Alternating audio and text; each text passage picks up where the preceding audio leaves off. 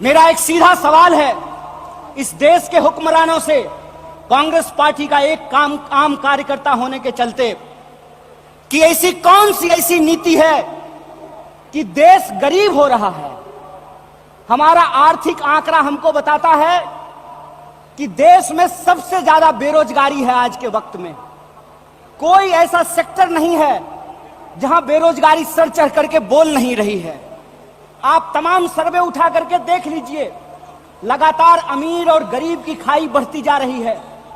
इस देश के संसाधनों पर मुट्ठी भर लोगों का कब्जा होता जा रहा है।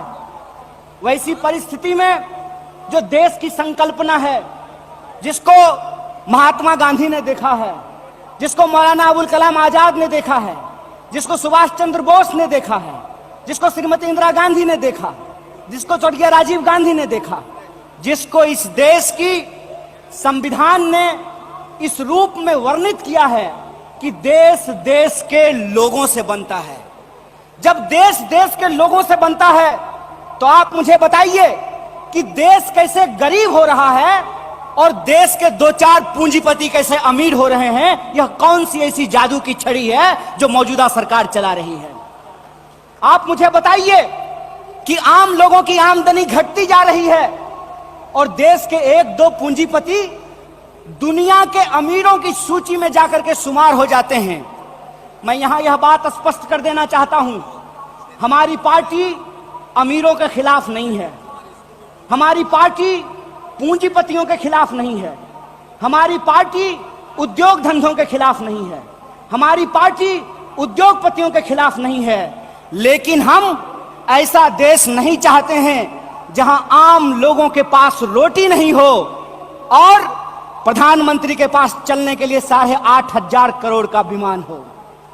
हम ऐसा देश नहीं चाहते हैं कि इस देश के आम लोगों के हाथ में शिक्षा नहीं हो, कलम नहीं हो, स्लेट नहीं हो, कंप्यूटर नहीं हो, मोबाइल नहीं हो और इस देश की जो सरकारी संपत्तियां हैं, बीएसएनएल के बारे में क्या कहा गया? बीएसएनएल के बारे में कहा गया बीएसएनएल का मतलब होता है भाई साहब नहीं लगेगा। अरे भाई साहब नहीं लगेगा तो आप मुझे बताइए कि जियो धन धनाधन कैसे करेगा? यह सवाल आज इस देश के सामने खड़ा है। सरकार क्या करेगी? यह सवाल मैं पूछना चाहता हूं इस देश के नीति निर्माताओं से कि अगर एयर इंडिया नहीं होगा, जब देश में नहीं होगा एयर इंडिया, तो आप बताइए क्या करेंगे ज्योतिरादित्य सिंधिया? जब एयर इंडिया नहीं होगा, जब रेलवे नहीं होगा, जब बीएसएनएल नहीं होगा, तो मैं कहता हूं कि इस देश में मंत्री की क्या जरूरत है? जब देश में जनता नहीं होगी तो फिर इस देश में सरकार की क्या जरूरत है? जब देश में स्कूल नहीं होगा, अस्पताल नहीं होंगे, सड़कें नहीं होंगी, तो आप मुझे बताइए कि फिर संसद की क्या जरूरत है?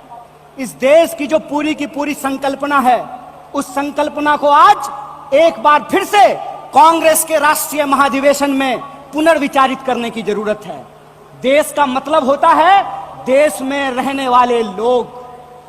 डीडी नेशनल पर एक कार्यक्रम आया करता था, नेहरू जी की किताब है discovery of India. Discovery of India के एपिसोड में नेहरू जी आम लोगों से पूछते हैं कि बताइए कौन है भारत माता? किसको भारत माता कहते हैं? भारत माता इस देश में रहने वाले लोग हैं।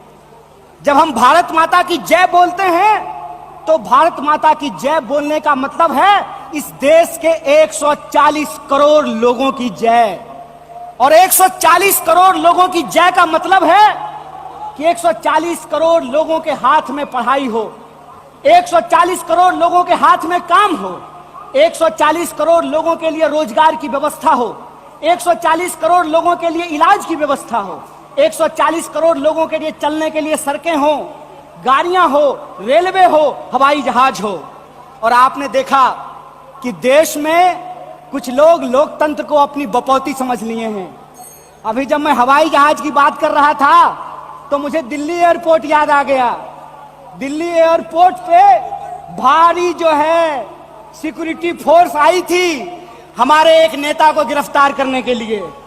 तो मैं दिल्ली में बैठे हुए हुक्मरानों को इस महाधिवेशन के माध्यम से कहना चाहता हूं, आपको मालूम नहीं है भारतीय राष्ट्रीय कांग्रेस का इतिहास। आपके पुरखों ने जिन अंग्रेजों की चापलूसी की थी, उन अंग्रेजों से लड़ करके हमने इस देश को आजादी दिलाई। इस बात को याद रखिएगा।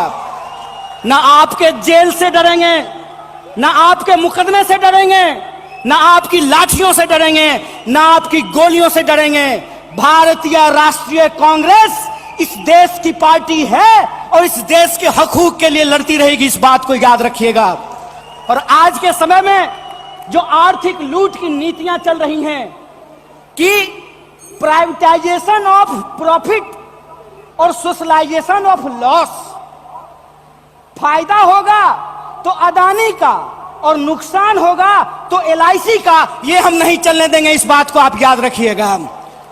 फायदा होगा तो प्रधानमंत्री जी के दोस्त का और नुकसान होगा तो इस देश के आम लोगों का पैसा जो एसबीआई में पड़ा हुआ है उसका, ये हम नहीं चलने देंगे। इस बात को याद रखिएगा। इसीलिए हमारा पॉलिटिकल और इकोनॉमिक रेजोल्यूशन ये है कि भारतीय राष्ट्रीय कांग्रेस इंडियन कॉन्स्टिट्यूशन का सेफ गार्ड है। हम इंडियन कॉन्स्टिट्यूशन के पहरेदार हैं। हम इंडियन कॉन्स्टिट्यूशन के असली चौकीदार हैं। इस बात को याद रखिएगा। और इंडियन कॉन्स्टिट्यूशन इस बात को रिजॉल्व करता है, we the people of India. और यह जो we the people of India है, इसमें इस देश में रहने वाले वो तमाम लोग, चाहे हिंदू हो, मुसलमान हो, सिख हो, ईसाई हो, जैन हो, पारसी हो, बुद्धिस्ट हो, या वैसे भी लोग जो किसी धर्म को नहीं मानते हैं, वो सब भारत के लोग हैं। और उनके हकूक के लिए, उनके अधिकार के लिए, कल्याणकारी राज्य की अवधारणा को बचाए रखने के लिए भारतीय राष्ट्रीय कांग्रेस संघर्ष करेगी। और यही जो पॉलिटिकल रेजोल्यूशन है कि हम देश के लोगों के बुनियादी सवालों के लिए, रोजी रोटी, कपड़ा, मकान, शिक्षा, स्वास्थ्य, सड़क, बिजली, पानी और इस देश के संविधान के लिए संघर्ष करते रहेंगे। इसी आशा और उम्मीद के साथ आप तमाम सम्मानित मंच और आप तमाम प्रतिनिधियों का एक बार पुनः स्वागत करते अपनी बात को खत्म करूंगा। शुक्रिया। इनकलाब जिंदाबाद। जय हिंद, जय भारत, जय कांग्रेस। कोई ना कोई भारतीय है। ऐसे वक्त में देश की दशा क्या होगी, देश की राजनीति क्या होगी, समाज का स्वरूप क्या होगा और हमारे आने वाले भविष्य का मुस्तकबिल क्या होगा, इसको इस देश का नौजवान तय करेंगे। कांग्रेस पार्टी ने इस बदलाव को महसूस किया है, उसके लिए हम अपने वरिष्ठ नेतृत्व को बहुत बहुत धन्यवाद देना चाहते हैं। दोस्तों, आज जब रायपुर में देश की सबसे पुरानी पार्टी, उसका 50वां महाधिवेशन हो रहा है, तो हमारे सामने कुछ महत्वपूर्ण सवाल हैं। और उन्हीं महत्वपूर्ण सवालों पर चर्चा करने के लिए यह हमारा डिस्कशन हो रहा है, यह प्लेनरी सेशन हो रहा है। और यहां मैं आपके बीच मौजूद हूं हमारे देश के इकोनॉमिक, आर्थिक और राजनीतिक रेजोल्यूशन क्या होना चाहिए उसके संबंध में कुछ बातें रखने के लिए। सबसे पहली बात तो हमको यह समझना चाहिए, देश की अर्थव्यवस्था देश के लोगों को नजरअंदाज करके नहीं चल सकती है। कोई भी ऐसी आर्थिक नीति जिसमें देश के लोगों को नजरअंदाज किया गया है, वो आर्थिक नीति देश की आर्थिक नीति नहीं हो सकती है। और आज हम जिस मोड़ पर खड़े हैं, हम देख रहे हैं कि नारा देश का लगाया जाता है,